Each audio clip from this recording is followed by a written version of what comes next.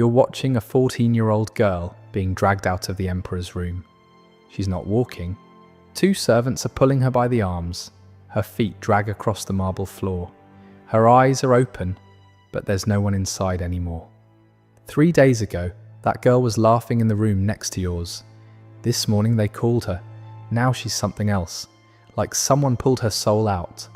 A servant sees you watching. She grabs your arm, pulls you back into your room. Don't look, never look. And when they come for you, don't fight. Rome. Year 39, AD. You're 14 years old. You've been locked in a place called the Garden of Venus for 6 days. And you just learned what happens to girls when they get summoned. Your dad said this was a privilege. Your mum cried when you got on the carriage. The neighbours watched with envy as you rode up the hill toward the palace. No one told you the truth. No one told you that the most powerful man in the world has a system, like a factory, that writes down girls' names on tablets, their ages, what they look like, and calls them one by one to his room.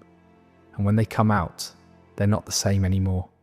This is the story of what Caligula did to the girls in his palace. And the scariest part isn't what he did. It's that no one stopped him. Not the senators, not the guards, not even the parents who handed their daughters over at the door. Everyone knew, and everyone stayed quiet. If this story grips you, drop a like and subscribe.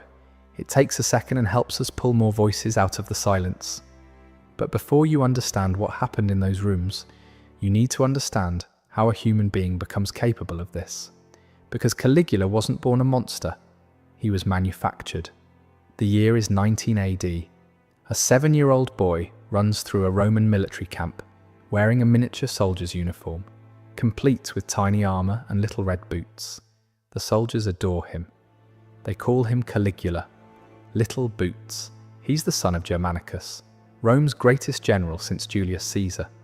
The men believe this child brings them victory. He has no idea what's coming. 1 year later, his father dies. The official story: sudden illness. The whispered story: poison. Ordered by Emperor Tiberius himself. Caligula is 8 years old when the machine starts destroying his family. His mother, dragged from their home, accused of treason, starved to death in exile. His oldest brother, arrested, imprisoned, so hungry he tried to eat the stuffing from his mattress. His second brother, exiled to an island where guards tortured him until he smashed his own head against the walls to end it. One by one, erased, and young Caligula watches all of it happen. By 31 AD, he's the last one left, 19 years old, the sole survivor. Then comes the summons. Emperor Tiberius wants to see him. On Capri, the ancient historians, Suetonius, Tacitus, people writing within living memory of these events, describe Capri as a house of horrors. Tiberius had turned the island into his personal fortress, far from Rome, far from anyone who might object to what he did there. Into this environment walks teenage Caligula. He knows Tiberius murdered his family, everyone knows, but he can't show it. One wrong look, one flash of anger, and he's dead. Suetonius writes something chilling. There never was a better servant or a worse master. For 6 years, Caligula watches, studies, learns exactly how to break human beings from the greatest monster in Roman history. Then in 37 AD, Tiberius dies. Some say natural causes, others say Caligula smothered him with a pillow.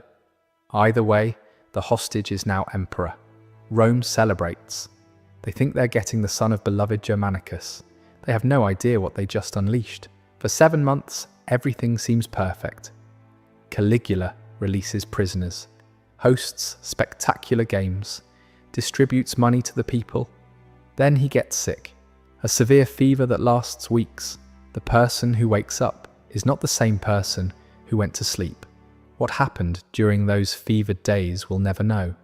But when Caligula recovered, something inside him had shattered, and Rome was about to learn what he'd been hiding.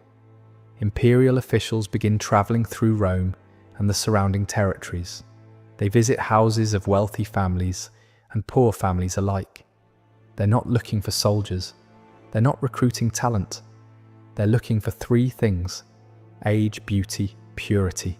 Girls between 12 and 16 years old, faces that please the emperor, and virgins verified by family reputation and sometimes examined. Suetonius, writing decades later, describes this process in fragments.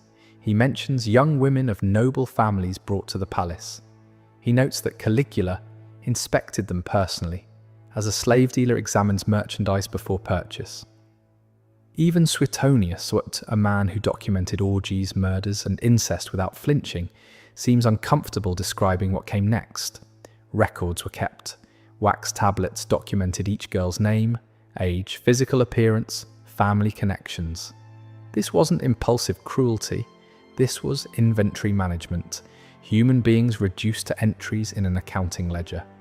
The system was terrifyingly efficient. Officials travelled in pairs carrying imperial seals that opened any door. They had quotas to meet, reports to file. They measured their success in numbers: how many candidates identified, how many families visited, how many girls delivered. This wasn't chaos, this was bureaucracy, and that's what makes it truly horrifying. Not one madman acting on impulse, but dozens of functionaries processing human beings with the same detachment they'd used to count grain shipments. The families didn't resist. In a society where honour was everything, being selected by the emperor was presented as the highest privilege. Parents competed for the opportunity, dressed their daughters in white, braided their hair with flowers. Some mothers wept. Mothers, when the carriage departed, but they wept quietly, because crying loudly would mean they weren't happy, and not being happy would mean serving the emperor was something bad. So they swallowed their tears, swallowed their doubts, and let their daughters go. They called it the Garden of Venus. The name sounds beautiful, romantic, like a place filled with flowers and fountains where young women learned poetry and music. It was a prison. But here's what made it worse than any dungeon. A dungeon looks like a dungeon. Chains, cold stone. You know where you stand. This place looked like paradise.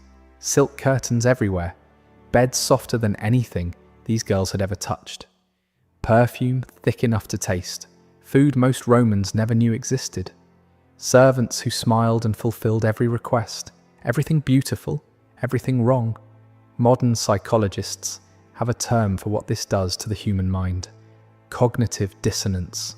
When your senses tell you one thing and your instincts tell you another, your brain starts to crack. You can't trust your own perceptions anymore. The girls couldn't leave their rooms without permission, couldn't contact their families, didn't know what day it was, didn't know what they were supposed to do. They just waited, sometimes for days, sometimes for weeks. No one explained anything. No one told them when they'd be called. No one told them what happened when they were.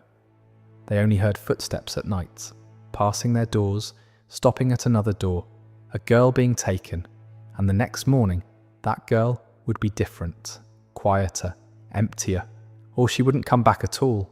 The servants who brought food watched everything. Every tear got reported. Every whisper between girls got documented. If two girls started forming a friendship, finding comfort in shared suffering, they'd be separated, moved to different wings. Because connection breeds strength, and strength breeds resistance. Isolation was part of the design. The waiting itself was the torture. In the 1960s, psychologist Martin Seligman conducted experiments that revealed something disturbing about the mind. When subjects learned that nothing they did could change their situation, they stopped trying.